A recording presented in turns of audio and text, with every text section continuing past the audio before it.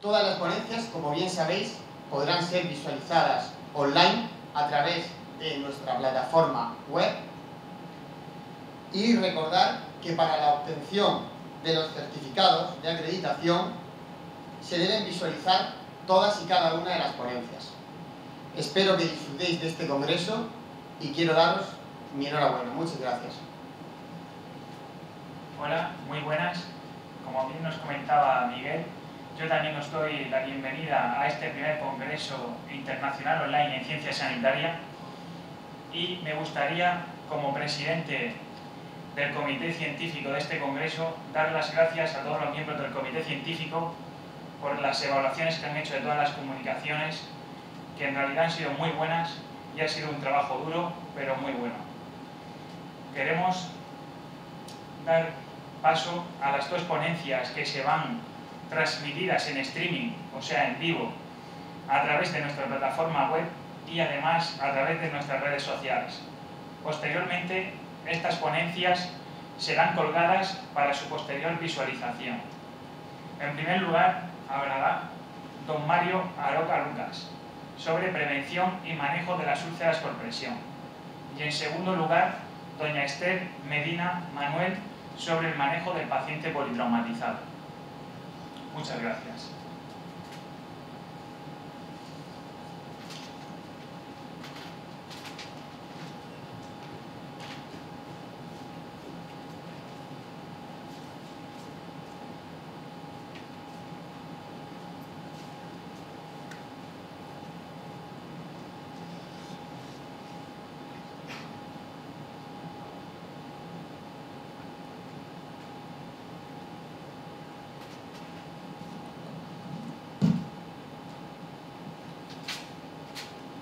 Buenas tardes, mi nombre es Mario Roca, soy enfermero y a continuación voy a hacer la presentación de mi ponencia Prevención y manejo de las úlceras por presión, una visión práctica. Bueno, en primer lugar vamos a hacer un breve resumen del contenido de la conferencia. Primeramente vamos a describir lo que son las úlceras por presión, así como el mecanismo de fisiopatología, describiendo los tipos de fuerzas que provocan la creación de las úlceras. Seguidamente vamos a pasar a describir las localizaciones más habituales de este tipo de úlceras, así como los distintos tipos de úlceras iatrogénicas que se pueden producir en un paciente. Y explicaremos, por supuesto, lo que significa una úlcera iatrogénica.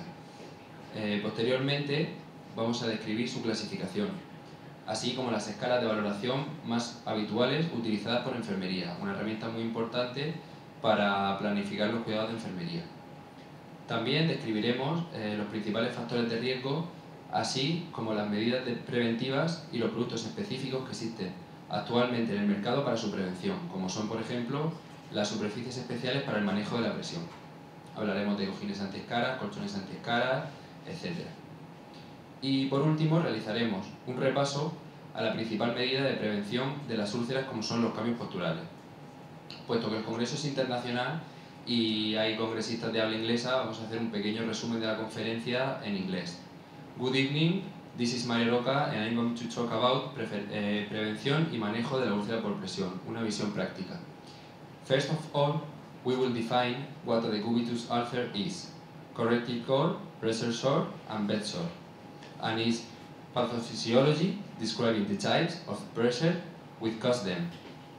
Secondly, we will talk about the usual sites of such sores, as well as the different types of iatrogenic ulcers that can be caused. After that, we will show the classification and assessment scale used in nursing. We will also describe the main risk factor and preventive measures and a specific product used for preventing them, such as spacer surfaces to deal with pressure. Finally, we will go over the main preventing measures, such as postural change. I hope you find it interesting.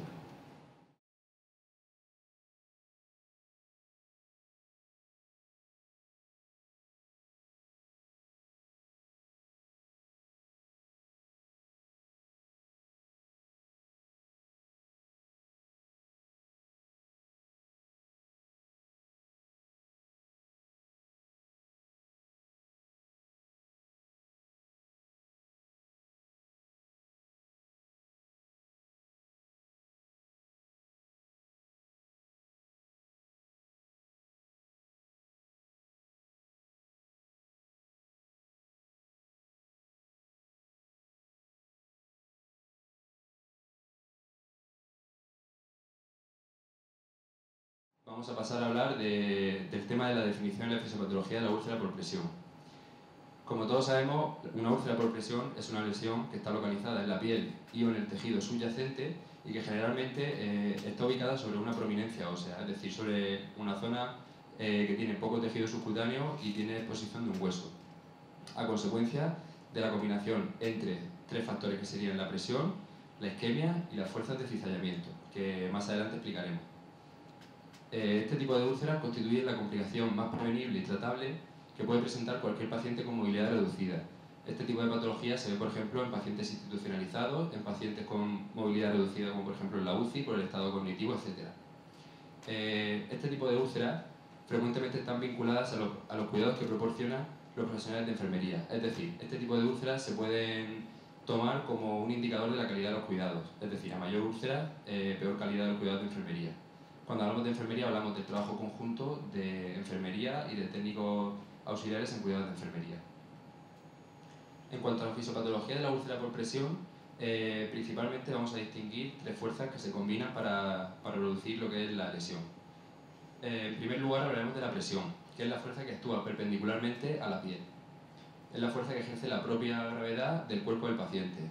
Evidentemente, a mayor masa corporal y mayor peso, mayor presión se ejercerá sobre la superficie, sobre la prominencia ósea y más probabilidad de desarrollar la úlcera. La segunda fuerza que hablamos es la fricción, que es la fuerza que actúa justamente al contrario, de forma paralela a la piel, que sería la fuerza que se ejerce por roce, movimientos y arrastres del paciente en la cama. Por último, como una combinación de las dos anteriores, aparece la fuerza de cizallamiento, que es una combinación de la presión y la fricción. Es decir, es la fuerza que se ejerce cuando se arrastra el cuerpo sobre la cama. La combinación de estos tres factores son los detonantes de la aparición de la úlcera por presión. Aquí vemos en esta imagen la presión, cómo se ejerce directamente el peso del pie sobre la superficie de apoyo, sería la zona de presión. La fricción sería justamente la fuerza paralela que ejerce el peso del paciente en la cama, y el cizallamiento, como he dicho anteriormente, la combinación de las dos, la presión y la fricción que ejercen el cizallamiento. También cabe tener en cuenta que a la hora de producir una úlcera por presión tenemos que ver dos variables, que sería la presión y el tiempo. Es decir, si aumentamos la presión en una zona y disminuimos el tiempo de exposición de esa zona a la presión, desarrollamos una úlcera. Del mismo modo, si disminuimos la presión pero aumentamos el tiempo en el que está el paciente en la misma posición, también tendríamos la aparición de la úlcera. Por tanto, los factores ideales para evitar la aparición de úlcera sería un tiempo corto, manteniendo una presión corta. Un poco explicando por encima sobre la fisiopatología de la aparición de la úlcera por presión, vemos esta cascada de acontecimientos que serían de forma genérica los que desencadenan la aparición de este tipo de patología. Inicialmente, en la zona de la prominencia ósea expuesta del paciente, se observa un aumento de presión. Este aumento de presión da lugar a una oclusión de los vasos sanguíneos y linfáticos. Esto supone, acto seguido, una isquemia endotelial que produce además una acidosis en los tejidos. La propia isquemia endotelial favorece que aumente la permeabilidad de los capilares, por tanto se produce una extravasación, se produce un edema. Sale líquido de los capilares y se produce una difusión a tejido subcutáneo. El líquido extravasado se acumula fuera de los vasos, llevando a producirse una necrosis del tejido subcutáneo, que a la larga, y si no se toman medidas de prevención de úlceras por presión, desencadena en la necrosis de la piel. Básicamente este sería el mecanismo genérico de producción de la úlcera por presión. A continuación vamos a hablar de las localizaciones más frecuentes de las úlceras por presión. Lo agrupamos de forma general en cuatro grupos. Serían las zonas con prominencias óseas, que es lo que hemos nombrado hasta ahora, las zonas de apoyo contra superficie, las zonas de fricción con materiales y la zona con poco tejido subcutáneo. Entre estos cuatro factores un poco se pueden agrupar en pares. Se puede agrupar la zona de prominencia ósea cuando aparezca poco tejido subcutáneo y se puede asociar el apoyo contra superficie y la fricción contra esta. Vemos que cuando colocamos al paciente en decúbito supino, las zonas más habituales de aparición de úlceras por presión es la zona occipital, escápulas, codos, sacro y talones. Si colocamos al paciente en decúbito lateral, las zonas de riesgo sería pómulo, la región pectoral, las muñecas, las crestas ilíacas, rodillas, empeines y dedos de los pies. Si ponemos al paciente en decúbito prono, igualmente las zonas de contacto con la superficie donde está serían codos, región frontal, región pectoral, cresta ilíaca, rodillas y empeines. Del mismo modo, la producción de las úlceras por presión no es exclusiva de los pacientes que están en decúbito, es sedestación también se pueden presentar las úlceras por presión. Un claro ejemplo son los residentes o los pacientes que no son capaces de deambular y van en silla de ruedas. Las zonas de presión en una silla, por ejemplo, serían omóplatos, región lumbar, isquion, región poplitea y talones. Además de las úlceras que se producen por presión, hay otro mecanismo de producción de úlceras, que son las úlceras iatrogénicas. Es decir, son las úlceras que se producen derivadas del uso de materiales o de procedimientos terapéuticos o diagnósticos. Las más típicas que se ven son las úlceras en la región de la nariz, por exposición prolongada a mascarillas de oxígeno, por ejemplo, las úlceras que aparecen en labios, lengua y encías por el uso inadecuado de los tubos endotraqueales. Ya sabemos que frecuentemente cuando tenemos un paciente que tiene respiración asistida con tubo endotraqueal, es conveniente cambiar la ubicación del tubo para prevenir el roce, pero si no estamos atentos a este tipo de complicaciones, pues puede dar lugar a una úlcera por el manejo inadecuado de la intubación endotraqueal. En la zona del meato urinario ocurre lo mismo. Cuando tenemos una sonda vesical durante un tiempo prolongado y no cambiamos la fijación de una pierna a otra, por ejemplo, podemos desarrollar alrededor del glande una úlcera. En la zona de las alas de la nariz, por exposición prolongada a la sonda nasogástrica, el mismo mecanismo de producción. Incluso en la mucosa gástrica y rectal, por el mismo roce que haría una sonda nasogástrica o rectal. También se puede producir la cintura pelviana en las zonas blandas por los pliegues de la sábana, que es una complicación que ocurre frecuentemente y que no solemos tener en cuenta. Es decir, estamos más pendientes generalmente cuando tenemos pacientes a tener la sonda bien o a mover el tubo endotraqueal, pero no nos damos cuenta que muchas veces en la zona de apoyo del paciente las sábanas tienen pliegues y eso puede producir lesiones. Y por último, también hablamos de las muñecas y los codos en personas con sujeción mecánica. Este caso también es bastante frecuente, sobre todo porque aparte de la presión que ejerce la contención mecánica, si el paciente que tenemos está agitado, también produce roce y produce fricción, lo que predispone mayormente a tener más heridas. Aquí ponemos algunos ejemplos de úlcera iatrogénica, como sería en esta imagen el labio por el tubo endotraqueal y el ala de la nariz por la sonda nasogástrica. Del mismo modo, aquí vemos una ulceración en el glande por un mal manejo de la fijación de la sonda vesical. Otros ejemplos serían aquí en el pabellón auricular, por la zona de roce de la goma de la mascarilla de oxígeno, por el mal uso nucoides cervical, incluso aquí en un tubo de tórax que al parecer se ha fijado el tubo y no se ha protegido la zona de la piel donde contactaba. Entonces, por tanto, ha desarrollado aquí una pequeña úlcera. Ejemplo, la cinta de traqueotomía en la parte trasera del cuello también puede producir heridas. Aquí vemos más ejemplos. Esto sería un ejemplo de lo que hay que hacer, que es proteger la zona de apoyo de un catéter. La parte dura de plástico del catéter es la parte que está rozando la piel del paciente, y si lo protegemos con un apósito foam, con un apósito de espuma, prevenimos la aparición de una lesión en la parte baja. Igualmente, esto es un caso de lo que hay que hacer. Es una paciente que lleva un dispositivo respiratorio, lleva una CPAP y lleva protección en la zona nasal y en la zona frontal, que es donde tiene el dispositivo. A continuación vamos a hablar de la clasificación y de la valoración de enfermería sobre las úlceras por presión. En principio es importante destacar que no es lo mismo valorar el riesgo de una úlcera que estadificar una úlcera. Entendemos por valorar el riesgo pasar un cuestionario que nos indique el paciente en el momento puntual que lo evaluamos la probabilidad que tiene de desarrollar una úlcera. En cambio, la estadificación de una úlcera es la valoración objetiva que hace el profesional de enfermería cuando tiene una lesión, cuando tiene una úlcera delante. Como dice aquí, estadificar o clasificar una úlcera es a través de la valoración objetiva de la úlcera en el momento. Por tanto, las úlceras por presión evolucionan, los estadios nunca son definitivos. Podemos valorar un paciente hoy que tenga una úlcera por presión grado 1 en el sacro, y si lo vemos dentro de una semana, la úlcera puede haber evolucionado a mejor o puede haber evolucionado a peor. Por tanto, estadificar una úlcera no es un criterio inamovible, es un criterio dinámico, va cambiando. Por supuesto, la objetividad y el rigor a la hora de clasificar una úlcera por presión es una herramienta para asegurar los buenos cuidados. ¿Por qué? Porque si en el momento que tenemos delante una úlcera por presión somos objetivos y la valoramos de forma correcta, estamos consiguiendo, aparte de clasificar la úlcera de tal forma que podamos prestar los cuidados de enfermería adecuados, verificamos que hemos hecho una valoración correcta y que la información que transmitimos al compañero que va a continuar con los cuidados es buena. No tiene ningún sentido que yo estadie una úlcera como grado 1 y sea grado 3.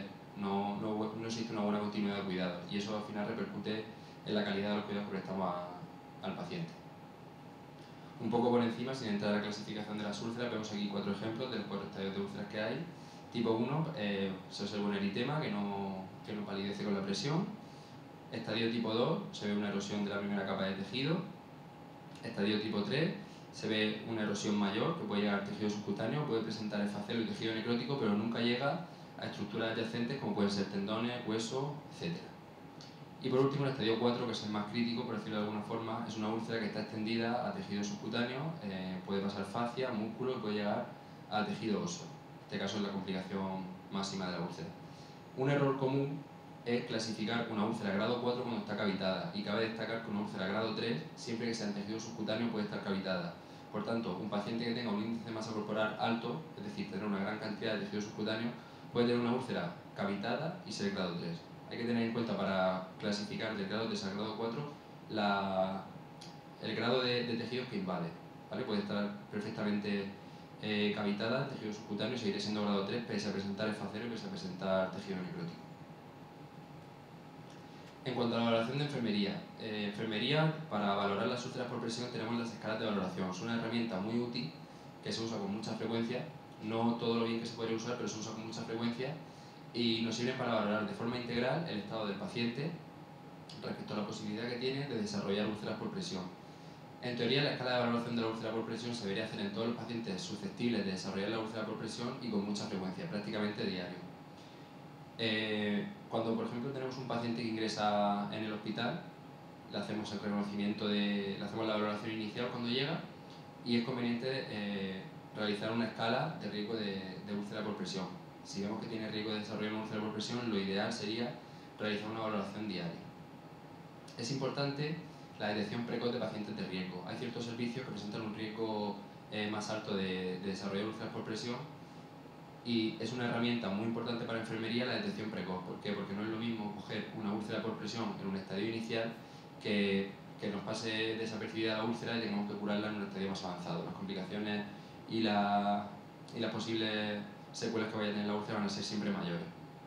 Así, de forma genérica, respecto a las características generales de las escalas de valoración en enfermería, podemos decir que tienen como cualidades que son de muy fácil empleo y muy rápidas, son muy intuitivas, la verdad, suelen ser bastante eficaces y permiten establecer una puntuación en función de los parámetros considerados factores de riesgo.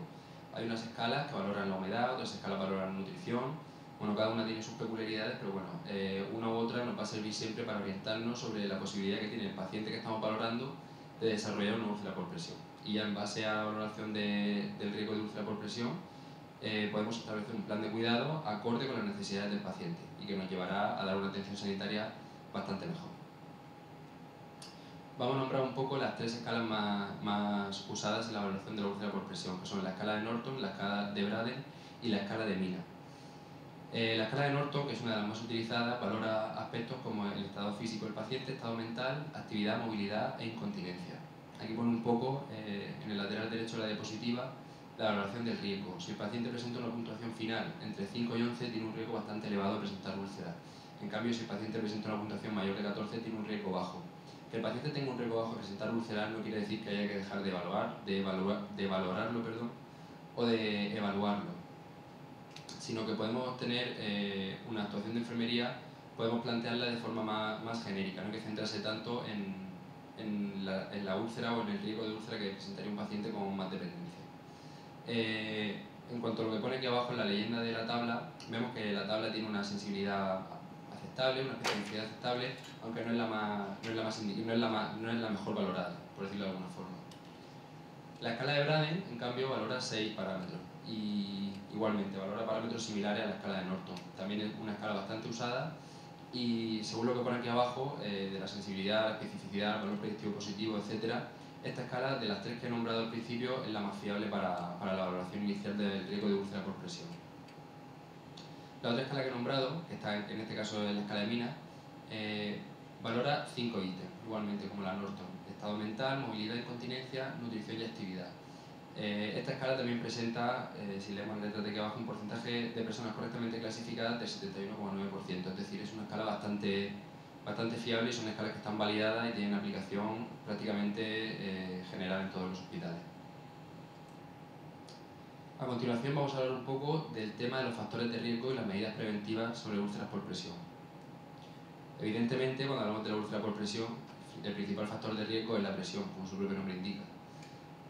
Sin embargo, hay otros elementos que desencadenan o acentúan la susceptibilidad de desarrollar las úlceras por presión. De forma muy general los dividimos en factores intrínsecos y extrínsecos. Los intrínsecos serían los relativos al paciente. Por ejemplo, un paciente oncológico con un índice de masa corporal bajo y una movilidad limitada va a tener siempre más riesgo de desarrollar una úlcera por presión. En cuanto a los factores extrínsecos, por ejemplo, podríamos hablar de factores como el ambiente en el que está el paciente, lo que hemos hablado antes de las fuerzas de cizallamiento, las arrugas de la sábana. Todo esto serían factores extrínsecos al paciente, pero que si los tenemos presentes en el día a día del paciente, pues nos van a favorecer el desarrollo de úlceras por presión. Hay que tener en cuenta ciertas situaciones especiales. Por ejemplo, aquí nombramos el quirófano y las urgencias. En quirófano, ¿por qué tenemos más riesgo de úlceras por presión? Pues el quirófano, durante el tiempo que dure la intervención, generalmente al paciente se le coloca en la misma posición y una intervención puede durar desde muy poco tiempo hasta, por ejemplo, puede ser una cirugía larga que dure 10 horas. Si en esas 10 horas no se maneja la zona de presión donde está apoyado el paciente, podemos desencadenar la aparición de una úlcera por presión. Del mismo modo, durante la intervención pueden aparecer un aumento de los episodios hipotensivos, además de la disminución de la temperatura corporal durante la cirugía. Del mismo modo, como he comentado, el paciente durante la operación, el tiempo que dure no se mueve porque está en la mesa de quirófano en la posición que consideren para la intervención, y una vez que termina la operación, en el posoperatorio, en la recuperación de anestesia, el paciente también tiene la movilidad reducida por el efecto de la anestesia, etc. Por tanto, no es autónomo, o no es todo lo autónomo que debería ser para los movimientos, y ahí puede ser donde aparezca el desencadenante de la úlcera por presión. Del mismo modo, en una puerta de urgencia hay que priorizar las poblaciones dianas. En una puerta de urgencia es habitual que acudan personas mayores, que acudan ancianos, etc. Entonces, estas personas, por ejemplo, cuando presentan fractura de cadera, personas que presentan parálisis cerebrales, lesiones medulares, ya sabemos que son susceptibles de desarrollar úlceras por presión por el simple hecho de que son personas con movilidad reducida. No son autónomos ni para moverse en la cama, es decir, para alternar las posiciones del cuerpo. Por tanto, hay que estar alerta ya desde el momento que entran en urgencia. Otra población diana de la que podemos encontrar en urgencia son los pluripatológicos. Del mismo modo, gente que acude por disminución del nivel de conciencia, personas que están encamadas o en silla de ruedas y personas que han padecido úlcera anteriormente. No hay que olvidar que una persona que ha padecido una úlcera con anterioridad, el tejido cicatricial que queda después de la úlcera no es un tejido tan fuerte, entre comillas, como la piel intacta. Por tanto, es un tejido que tendrá mayor posibilidad de desarrollar úlcera. Es el tejido en el que hay que llevar especial precaución. No podemos pasar por alto la evaluación nutricional del paciente. El estado nutricional es uno de los pilares básicos a la hora de prevenir la aparición de las úlceras por presión. En general, toda la población, el estado nutricional es muy importante y hay que tenerlo siempre valorado, pero de forma específica, en la población con riesgo de úlcera por presión es fundamental asegurar un aporte nutricional adecuado. Sabemos a día de hoy que los pacientes que tienen úlceras por presión requieren un aumento de la hidratación, de las proteínas, de las vitaminas y de los minerales en la dieta. ¿Cuál es el problema? Hay ciertos pacientes que tienen patologías que no son compatibles, por ejemplo, con el aumento de las proteínas o con el aumento de la hidratación. Nos referimos, por ejemplo, a pacientes con insuficiencias renales, etc. Entonces, lo ideal es adecuar la dieta al contexto clínico del paciente, pero siempre favoreciendo los factores que nos van a ayudar a manejar la úlcera por presión.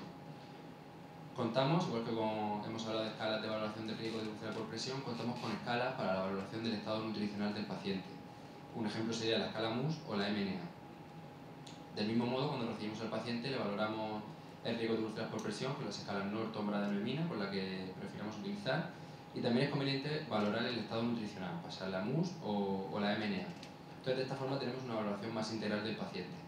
Una vez que vemos si tiene riesgo de malnutrición y si tiene riesgo de úlcera, es cuando tenemos que establecer las prioridades y pautas nutricionales de forma interdisciplinar. Es decir, es conveniente revisar las patologías y el punto de partida, por decirlo de alguna forma, del paciente y comentar con los profesionales médicos cuál sería la dieta más adecuada para el paciente, para tratar de abordar al paciente de forma multidisciplinar y para intentar dar una atención lo más centrada posible.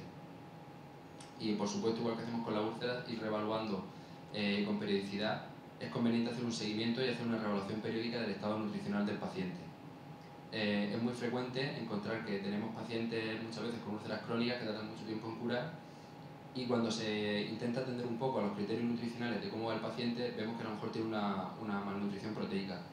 Claro, efectivamente, si está malnutrido, si no tiene el aporte de proteína suficiente, podemos estar poniéndole la cura más adecuada, podemos estar haciendo curas cada 24 horas cuando precise, pero si no tiene el aporte proteico que necesita para regenerar el tejido, no va a evolucionar de forma correcta la úlcera. Por tanto, es otro de los pilares bastante importantes a la hora de manejar una úlcera por presión. En esta imagen de aquí vemos cuáles son los ejes fundamentales de la prevención de la úlcera por presión.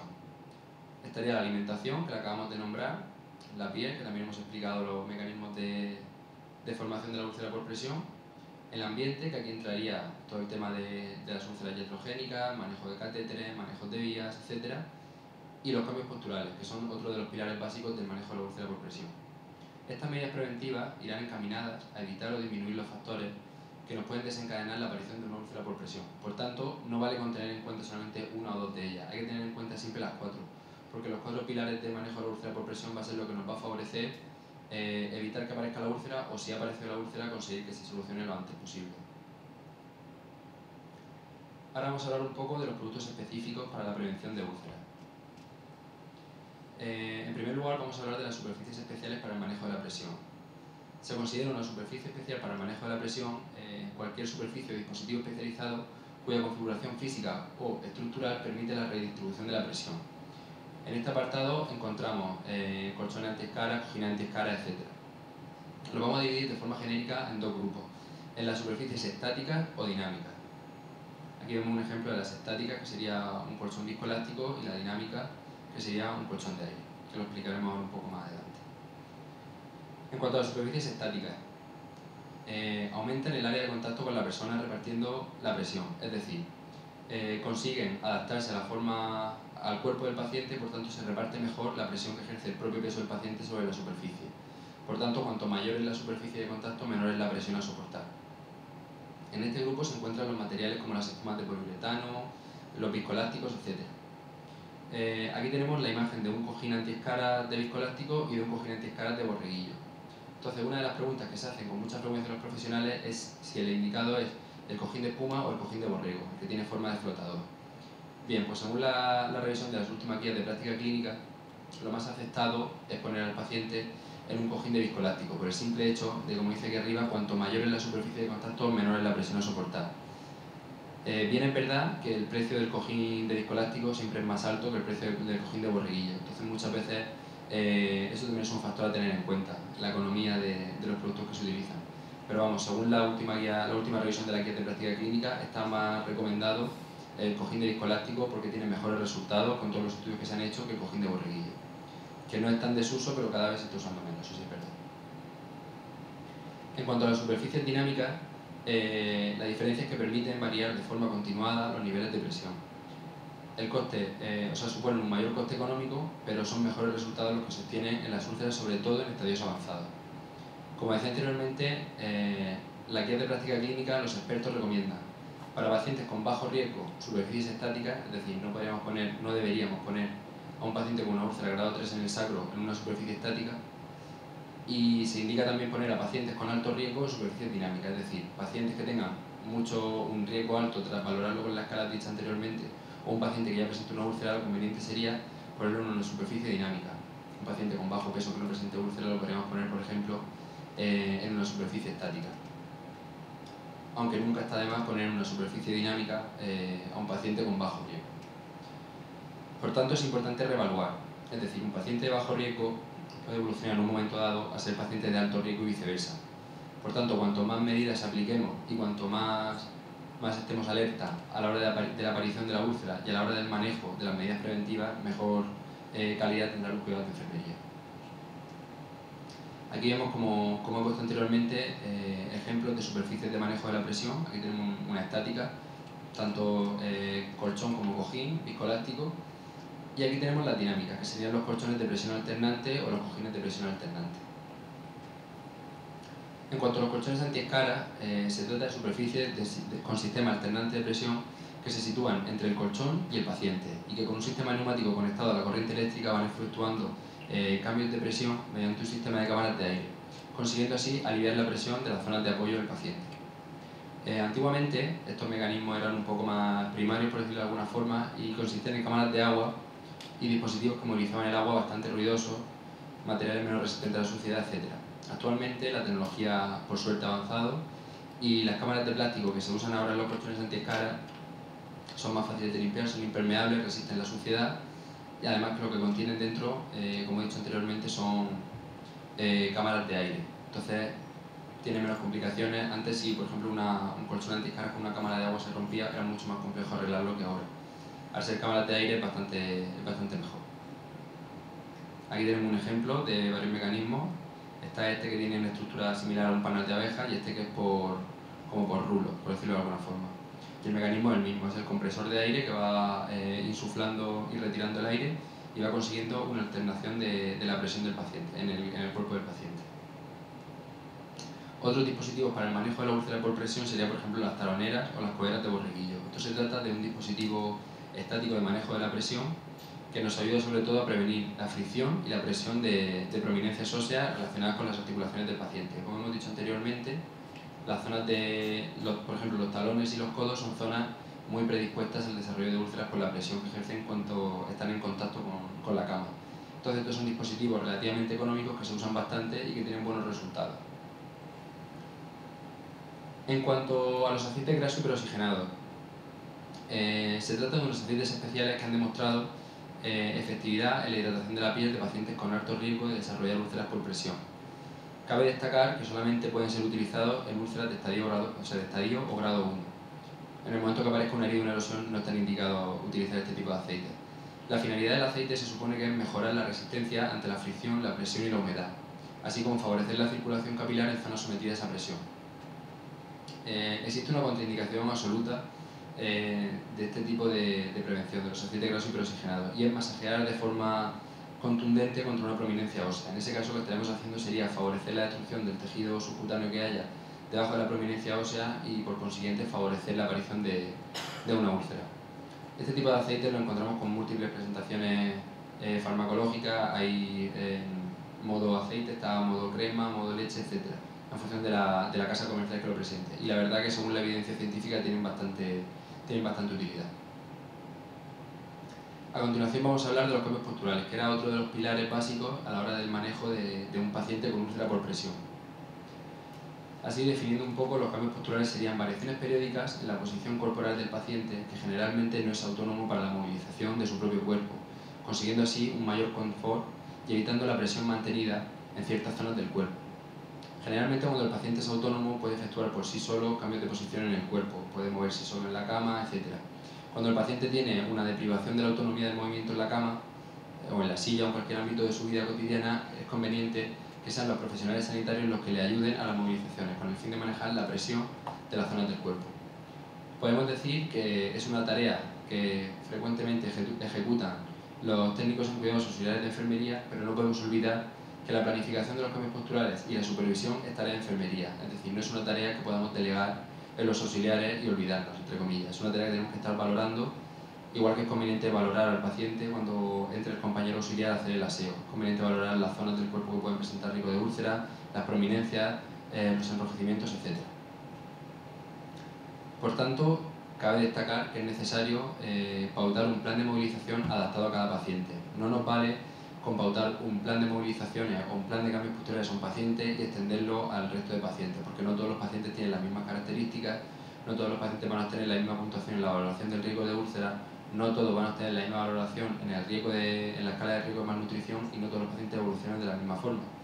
Por tanto, es una necesidad realizar una evaluación individual de cada paciente en función de sus condiciones y en función de los cuidados que vamos a tener que dar. Evidentemente, existe gran cantidad de cambios posturales. Una de las herramientas que utilizamos con los cambios posturales es el uso de almohada y cojines. Evidentemente, si un paciente no mantiene la posición del cuerpo y no es capaz de efectuar cambios de movimiento, si lo ponemos en un decúbito lateral, posiblemente el paciente no mantenga el decúbito. Por tanto, una herramienta que utilizamos los profesionales sanitarios es la ayuda de almohadas y de cojines. Algunos de los más habituales y los más utilizados serían el decúbito supino, lateral izquierdo, los dos decúbitos, lateral izquierdo y derecho, elevaciones de cadera, en caso de no poder dejar al paciente totalmente en decúbito lateral, por ejemplo, por una úlcera en el trocánter, el decúbito prono, que no es muy utilizado, pero bueno, es un cambio postural que puede venirnos bien en un momento dado. El decúbito lateral izquierdo colocando al paciente un poco más elevado, en Fowler, el decúbito lateral izquierdo en Trendelenburg, etc. Hay una gran cantidad de cambios posturales que se pueden llevar a cabo. Vamos a ver un poco los más importantes o los más extendidos, los que más se hacen. Vemos aquí lo que es un decúbito supino, que consiste en colocar al paciente boca arriba, sin elevar la cabeza más de 30 grados, porque esto sería una posición distinta, y siempre que no esté contraindicado. Lo ideal sería colocar al paciente con una almohada en la región superior de los hombros que cubra cuello y cabeza, para que no esté apoyando en la región occipital y la región de las escápulas. Del mismo modo, también es conveniente colocarle una almohada o un cojín bajo las piernas, evitando que los talones sean la zona de contacto con la cama. Convendría colocar una almohada en la zona del tendón de Aquiles para favorecer que no nos apoye directamente en la cama en la zona del talón. También sería conveniente situar al paciente con almohadas bajo los brazos, manteniéndolos paralelos al cuerpo para evitar la rotación externa de la cadera. Es otro aspecto muy importante a tener en cuenta en los cambios posturales. Tenemos que intentar que no se roten de forma que no se roten hacia afuera, que no haya rotación externa de los miembros inferiores. En cuanto al decúbito lateral, nos encontramos dos variables: el decúbito lateral a 90 grados y el decúbito lateral a 135 grados. Ahora veremos cuál de los dos está más indicado. Básicamente, el decúbito lateral consiste en poner al paciente acostado y mantener la alineación corporal. Le colocaremos una almohada paralela en la espalda y sacaremos hacia afuera el hombro sobre el que se apoya el paciente. La finalidad de poner la almohada en la espalda es evitar que el paciente se nos rote y nos pase del decúbito lateral al decúbito supino. Colocaríamos otra almohada bajo la cabeza y el cuello para mantener la posición correcta, como se ve aquí, y colocaríamos ambos brazos flexionados ligeramente. Si dispusiésemos, colocaríamos una almohada también entre las piernas, desde la ingle hasta el pie, una almohada grande para mantener la pierna extendida o con una ligera flexión de la rodilla, mientras que la pierna que apoye tiene que tener un amplio grado, la pierna que está encima, no la que apoye, tiene que tener un amplio grado de flexión.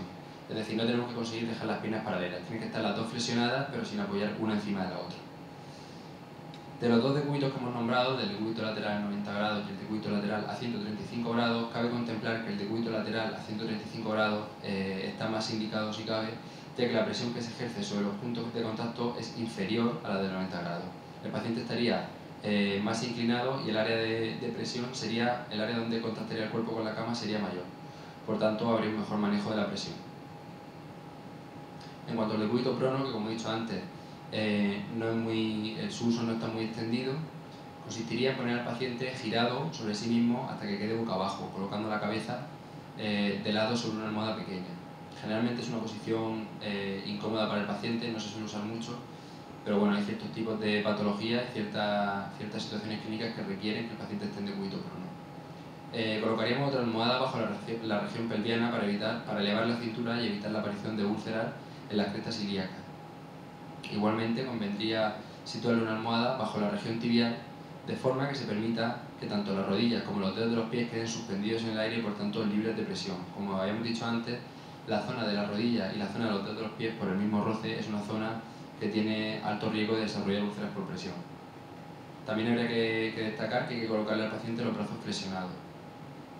Es importante alternar la lateralidad de la cabeza y la posición de los brazos. No podemos poner al paciente en decúbito prono y no moverle la cabeza porque, como comentaba, es una posición incómoda para el paciente y precisa alternar movimientos de cabeza para favorecer la comodidad del paciente. En cuanto a la sedestación, generalmente cuando un paciente está en sedestación, está en silla de ruedas, no tenemos muy en cuenta el tema de los cambios posturales, porque frecuentemente asociamos los cambios posturales a cambios en cama. No somos muy conscientes de forma general en que los cambios posturales también son necesarios en la sedestación. Hay pacientes que van en silla de ruedas, no pueden deambular y pasan la mayor parte de las horas del día en una silla, por tanto la zona de presión no cambia. Por lo que también hay que tener en cuenta a la hora de prestar cuidados de enfermería que precisan cambios posturales cuando están en sedestación. Lo ideal sería utilizar un sillón adecuado y cómodo, colocando un cojín o una almohada pequeña en la región cervical del paciente, en la zona lumbar otra y otra bajo las piernas. Tenemos que intentar mantener siempre los pies en ángulo recto. Cuidar la posición de los brazos, ya que el alineamiento del cuerpo es bastante importante para el paciente y sobre todo para prevenir, como hemos dicho antes, la aparición de úlceras iatrogénicas, ubicar de forma correcta todos los dispositivos terapéuticos, como pueden ser sondas, bolsas colectoras, etcétera, en caso de que las lleve. Para evitar el deslizamiento es conveniente inclinar el tronco del paciente ligeramente hacia adelante, ayudándole con una mesita de apoyo. Por tanto, tenemos que tener en cuenta que la zona donde el paciente va a ejercer mayor presión serían los talones que ya hemos dicho que habría que poner una almohada, y la zona del isquion, los isquion, que es donde va a apoyar el peso. Por tanto, aquí es donde tendremos que combinar dos de las herramientas que hemos nombrado. Tenemos que combinar los cambios posturales y tenemos que combinar los cojines antiescalas de viscoelástico. Vamos a hablar ahora un poco de los algoritmos en la toma de decisiones sobre el manejo del paciente con úlcera por presión. Principalmente presentamos dos algoritmos. El primer algoritmo, que es el de la prevención de la úlcera por presión. Aquí vemos el episodio de los cuidados cuando el paciente ingresa, atención domiciliaria o ingreso sociosanitario. Primero, es conveniente identificar si se trata de población de riesgo, identificar el grado que tiene de padecer una úlcera por presión. En caso de evaluarlo y ver que no tiene riesgo de desarrollar una úlcera por presión, tenemos que ver si existe algún cambio en el estado del usuario y en caso de que exista, reevaluarlo. Y de forma cíclica, aunque no exista un cambio, reevaluarlo.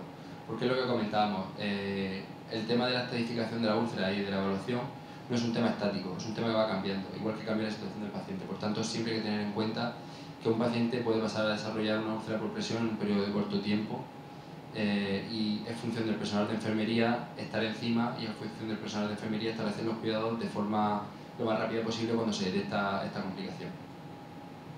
En caso de que identifiquemos un paciente con riesgo de úlcera por presión y se confirme con la valoración de la escala, hay que ver efectivamente si presenta ya la úlcera o si simplemente es un riesgo. Entonces, una vez que hayamos llegado a este paso de ver si presenta úlcera o tiene riesgo, hay que valorar 4 pilares de forma básica. Hay que valorar los cuidados de la piel, que en el caso de que no presente úlcera o presente úlcera estadio 1, veríamos la hidratación y los ácidos grasos hiperoxigenados. Los cuidados nutricionales, como hemos dicho anteriormente, habría que valorar con la MNA, por ejemplo, corregir un déficit nutricional si existiese, y podemos indicar, o puede indicar el facultativo, añadir a su dieta complementos dietéticos, como pueden ser suplementos nutricionales, pautar, por ejemplo, una dieta hiperproteica, etc. En cuanto al manejo de la humedad, es otro factor muy importante en la úlcera por presión. Los pacientes que son incontinentes, evidentemente van a tener la región sacra, la región glútea, la van a tener con mayor frecuencia húmeda. La humedad es otro de los factores que nos desencadena la producción de úlceras. Por tanto, atendiendo al manejo de la humedad, tenemos que tener en cuenta si el paciente es incontinente, tenemos que tener en cuenta si el paciente tiene sudoración profusa, si tiene episodios de fiebre que le produzcan sudoración, o si tiene alguna herida con el sudado abundante que igualmente nos vaya a favorecer la humedad de la piel. Del mismo modo, el manejo de la presión. Como hemos dicho anteriormente, además de la superficie, tenemos que ver cambios posturales, tenemos que ver los colchones especiales, las protecciones locales como podrían ser las taloneras, las coderas, etc. y los cojines especiales. Un poco todo lo que hemos comentado anteriormente, que supone el manejo integral del paciente. Ver la piel, ver la nutrición del paciente, ver el manejo de la humedad de la piel del paciente y ver el manejo de la presión que ejerce el propio paciente sobre la superficie de apoyo. El segundo algoritmo que vamos a tener en cuenta a la hora de la toma de decisiones sería la prevención de las úlceras por humedad. Como hemos dicho anteriormente, los pacientes que presentan incontinencia, los pacientes crónicos, los pacientes que tienen síndrome de anciano frágil, etc., suelen presentar incontinencia. La incontinencia nos va a favorecer mucho la aparición de úlceras. Principal, evaluamos el estado de la piel y los factores de riesgo que puedan presentar. Como hemos dicho, las escalas de valoración de la úlcera, si tiene un riesgo de valorar úlcera, de desarrollar úlcera, y las medidas de la lesión, en caso de que tenga. Vemos cómo tiene la integridad cutánea, valoramos si tiene deterioro de la integridad cutánea y continuamos viendo si presenta incontinencia, presenta presión más incontinencia o solamente presenta presión. Evidentemente los pacientes que presenten incontinencia y además presenten presión van a ser los pacientes con más alto riesgo de úlcera. Es cuando nos centraremos en la valoración de la piel, especialmente en la zona interglútea, sacra y puntos de presión. Generalmente la zona donde más suelen aparecer las úlceras por presión es la zona sacra, es la zona donde principalmente miramos los profesionales cuando hacemos la valoración de algún paciente susceptible o que creemos que puede tener riesgo de desarrollar úlceras. Pero no podemos evitar que cualquier zona en contacto con una superficie es una zona susceptible de desarrollar úlceras. Por tanto, que la mayor parte de las úlceras estén en el sacro no quiere decir que solamente haya que valorar el sacro del paciente. Vemos aquí si el paciente presenta incontinencia, evidentemente hay que enfocar los cuidados, además del manejo de la úlcera y todo lo que hemos dicho anteriormente, a los cuidados de la incontinencia urinaria o fecal, la que presente. Es importante lavar y secar bien la superficie, evitar la humedad o propia del paciente por sudor o por líquido de su propio cuerpo, o la humedad externa en caso cuando se hace un aseo y no se seca bien el paciente, muy importante. Y en caso de que el paciente presente presión, nos tenemos que volver al algoritmo anterior, que es el manejo de la presión, que es el que hemos visto de cuidados de la piel, los cuidados nutricionales, el manejo de la humedad y el manejo de la presión del paciente. De esta forma, estaríamos favoreciendo un abordaje integral del paciente, teniendo en cuenta factores como la nutrición, factores como el manejo de la superficie, factores como los cambios posturales y factores como el manejo de la humedad o la incontinencia en el paciente susceptible de desarrollar úlcera por presión.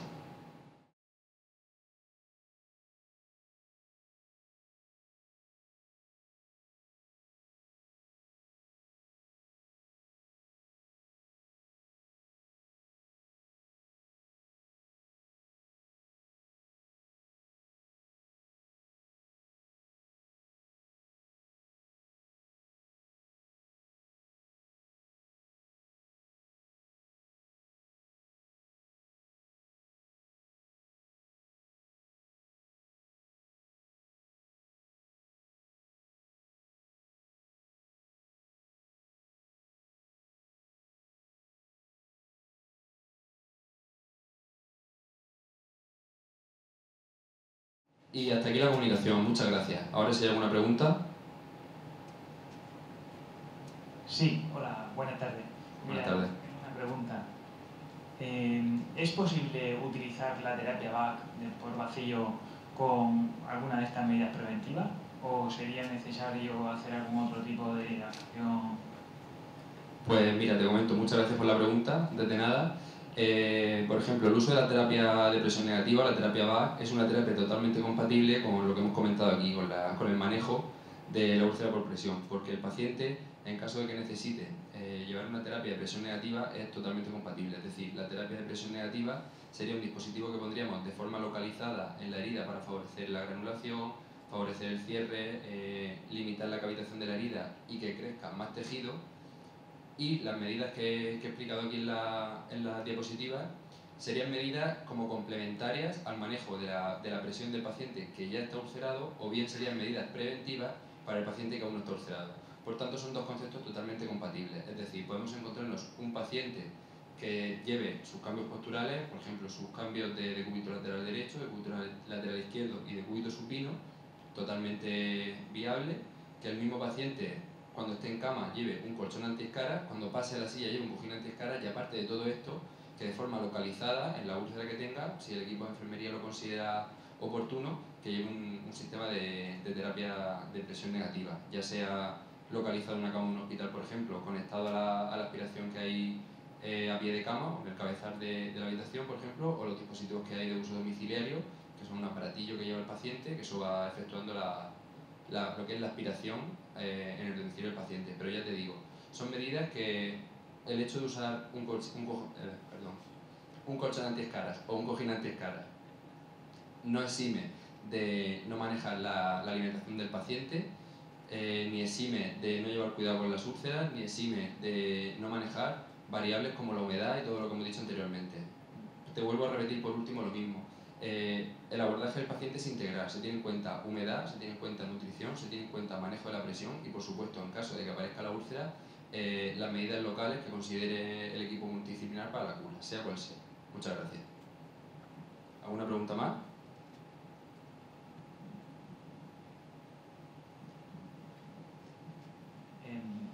Sobre el tema de los apósitos que hayas comentado, ¿nos puedes contar un poco más sobre apósitos y si los apósitos se pueden utilizar, por ejemplo, en pacientes encamados? Porque claro, cuando una persona está encamada, pues a veces hay muchos tipos de apósitos y a veces uno no sabe exactamente cuál es el de mejor elección.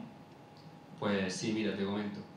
El tema de los apósitos es un tema muy amplio que daría para, bueno, por lo menos 3 o 4 conferencias mínimo, porque es un tema muy amplio, es un tema muy grande y es un tema que interviene en muchos factores. Pero así de forma genérica te comento que respecto al tema de los apósitos, la elección del apósito en cada tipo de cura se hace en función del estado local de la úlcera y de la evaluación integral del paciente. Es decir, nosotros vamos a ir variando el apósito que usemos en función del estadio de la úlcera, en función de la evolución del lecho de la herida, en función de la situación basal del paciente, etc. Por tanto, como comentaba anteriormente, un paciente que tenga una úlcera vamos a ir modificando el apósito, vamos a ir poniendo un apósito que absorba más exudado o que absorba menos exudado en función del estado local de la herida. Las úlceras, como he comentado, pueden avanzar, pueden evolucionar de forma favorable o evolucionar de forma tórpida. La misma herida puede cambiar mucho. Por tanto, en función del exudado, en función de las características que presente la herida, si presenta infección, si no presenta infección, el grado de la herida, la profundidad, etcétera, será cuando iremos planteándonos el tema de cambiar el apósito. Pero es lo que te digo, siempre todas las medidas de prevención son un complemento. No podemos pensar nunca que por tener un paciente con cambios posturales y con un colchón antiescara nos tenemos que olvidar de los cuidados de la herida, muchísimo menos. Lo que te comentaba, cuanto más cavitada esté la herida, nos plantearemos poner un tipo de apósito para favorecer la granulación desde dentro hacia afuera. Que la herida presenta signos de infección, nos plantearemos poner algún apósito con alginato, algún apósito con plata, que nos maneje un poco la carga bacteriana de la herida. Que simplemente tenemos una úlcera estadio 1 que no nos va bien con los ácidos grasos hiperoxigenados, quizás nos plantearemos poner una segunda piel. Pero todo esto siempre valorándolo, es decir, desde una cura que haga un enfermero hasta las 48 horas, por ejemplo, la siguiente cura, puede cambiar mucho lo que es la valoración de la herida. Por eso he comentado antes que la valoración hay que ir haciéndola constante y pasar las escalas de valoración de enfermería del riesgo de úlceras es un proceso constante. Por el tema de eso, de ver la valoración integral del paciente y ver la evolución de la herida desde el momento que se produce o desde el momento que la detecta el profesional de enfermería hasta que le damos el alta al paciente, bien alta hospitalaria o bien alta del proceso de enfermería que queda abierto una vez que empezamos la cura de la úlcera. ¿Alguna pregunta más? Yo quería preguntarte si tú consideras que el profesional sanitario está concienciado con este tipo de lesiones y si se podría hacer alguna actividad para fomentar, ¿no?, la prevención, que es lo más importante de esta patología. Vale, muchas gracias por tu pregunta. Respecto a tu pregunta, es un tema que yo considero que es una realidad que todos los profesionales sanitarios tienen en cuenta, es decir, las úlceras son como el caballo de Troya que nos encontramos en las plantas de medicina interna, en las residencias geriátricas, sobre todo en las plantas donde los residentes o los pacientes están institucionalizados o ingresados durante mucho tiempo o tienen la movilidad limitada, es una realidad, es evidente que está, pero posiblemente los profesionales, en mi opinión, no estén todos lo concienciados que tendrían que estar. Me explico. Aparece una úlcera y los profesionales saben la importancia que tiene que aparezca una úlcera, es decir, todo el mundo sabemos que una úlcera por definición es una herida crónica, es una herida que va a tardar mucho en cerrarse. Como no se hace un abordaje todo, según mi opinión, no se hace un abordaje todo lo integral que se tendría que hacer, es decir, no se tienen en cuenta todos los aspectos que yo he comentado aquí en la comunicación, simplemente se tiende a priorizar en el apósito que se pone de forma local en la úlcera y en los cambios posturales que tampoco se terminan de tener como un pilar básico cuando sí que lo es. La conciencia profesional que sobre la úlcera es como que es una patología muy prevalente, es algo que está con mucha frecuencia en los hospitales, pero yo pienso que a nivel profesional, por ejemplo, el personal de enfermería no pone todos los medios o no es tan consciente del grado que tiene el problema que nos encontramos con las úlceras por presión. Yo sé que por protocolo en la mayoría de unidades de hospitalización se pasan escalas de valoración nutricionales, se pasan escalas de valoración de úlceras por presión, pero posiblemente o falle la continuidad de los cuidados, es decir, falla el momento en el que un profesional transmite a otro la valoración de la úlcera, porque lo más normal es que en un relevo de enfermería, entre un turno y otro, se comenten los aspectos más relevantes del paciente de la habitación 4, esta noche se ha hipotensado, o el paciente de la habitación 8 ha hecho una diuresis escasa, pero a lo mejor el profesional de enfermería, cuando da un relevo de turno, no da un relevo extenso comentando la evolución de la úlcera, comentando la tolerancia del paciente a los cambios posturales y comentando todos estos aspectos que he comentado yo con anterioridad aquí y que serían los aspectos clave para el manejo integral de la úlcera por presión. Por tanto, pienso eso. Si los profesionales de enfermería estuviesen más concienciados respecto a la importancia de manejar los 4 pilares que son muy básicos, los 4 pilares del manejo y la prevención de la úlcera por presión, posiblemente no sería una patología que estuviese tan extendida. Sin embargo, eso, tendemos un poco a pasar por alto lo que es el manejo integral de la úlcera y nos centramos en cosas más superficiales, en cosas más agudas, por decirlo de alguna forma. Mario, según tu experiencia, ¿Cada cuánto hay que hacer cambios posturales en pacientes encamados? Pues mira, por lo que yo he comprobado en mi trabajo, yo estoy trabajando cerca de un poco más de 2 años y medio en residencia geriátrica, y los cambios posturales en teoría se van pautando en función de la capacidad de movilidad que tiene el paciente. Yo creo que mínimo hay que hacerlos cada 2 horas. Problema, cuando la carga de trabajo no permite que los profesionales auxiliares de enfermería realicen los cambios con la periodicidad que se necesita. Y otro problema es cuando enfermería no se encarga o no tiene tiempo, porque no puede, porque delega ciertas tareas, porque a lo mejor no tiene tiempo, de supervisar que el cambio que ha hecho el auxiliar esté bien hecho. Es decir, tan importante es pautarlo, por ejemplo, según mi opinión, cada 2 horas, porque tú imaginas estar en tu casa 2 horas en la misma posición. Al final te acaba doliendo el cuerpo, no es cómodo. Entonces, una persona que tiene la movilidad reducida tampoco es cómodo estar 2 horas en la misma posición. Por tanto, yo pienso que como mínimo habría que hacer cambios posturales cada 2 horas. Igual de importante que hacer el cambio postural cada 2 horas sería que el profesional de enfermería dedicase un poco de su trabajo a ir a supervisar el cambio postural y ver que se está manejando bien la presión, ver que no se está poniendo la presión en la misma zona y ver que el cambio está bien hecho. ¿Qué te quiero decir con esto? Muchas veces, por ejemplo, cuando se hace una cirugía, una prótesis de cadera, cuando el paciente empieza a tolerar cambios posturales y se le pautan ciertos cambios posturales, hay que llevar cuidado porque un cambio postural en una cirugía de cadera mal hecho puede llevar a la luxación de la articulación intervenida. Entonces, todo esto son complicaciones. Por tanto, es una labor fundamental del auxiliar hacer los cambios con la periodicidad que te he comentado, que yo creo que serían unas 2 horas como mucho. Y también es importante que el personal de enfermería supervise que los cambios están bien hechos y sobre todo vaya reevaluando. Pienso que es básico de enfermería reevaluar las actuaciones del profesional. Igual que reevaluamos la cura para a lo mejor cambiar el apósito o reevaluamos el estado nutricional del paciente, reevaluar también dentro de la atención de enfermería los cambios posturales para ver si el paciente los tolera, si los precisa con más regularidad o si se pueden espaciar. Y con todo eso contribuir un poco al confort del paciente y a la prevención de este tipo de lesiones. Normalmente, antes de hacer la cura de heridas, ¿con qué soléis hacer la limpieza? ¿Con agua y jabón, con betadine, con clorexidina? ¿Qué es lo que normalmente utilizáis? Pues mira, yo soy partidario, por ejemplo, cuando llega el momento de hacer la cura en el sacro, por la experiencia que tengo, soy partidario de quitar el apósito del paciente y cuando los compañeros auxiliares van a hacer el aseo, que el agua y el jabón que utilizan para el aseo, que corra, que limpie la herida. ¿Por qué? Porque, por lo que sea, aseas al paciente sin quitarle el apósito y tardas un lapso de tiempo relativamente largo en ir a curarlo, la herida se está macerando. Entonces no lo veo limpio. Yo prefiero que que el agua pase por la herida y que limpie. En cuanto a la higiene de la herida, en cuanto a la limpieza de la herida por el personal de enfermería, hay que llevar cuidado con los antisépticos, porque muchas veces sabes que tienen cierto efecto citotóxico, que pueden romper las células, pueden matar las células de crecimiento.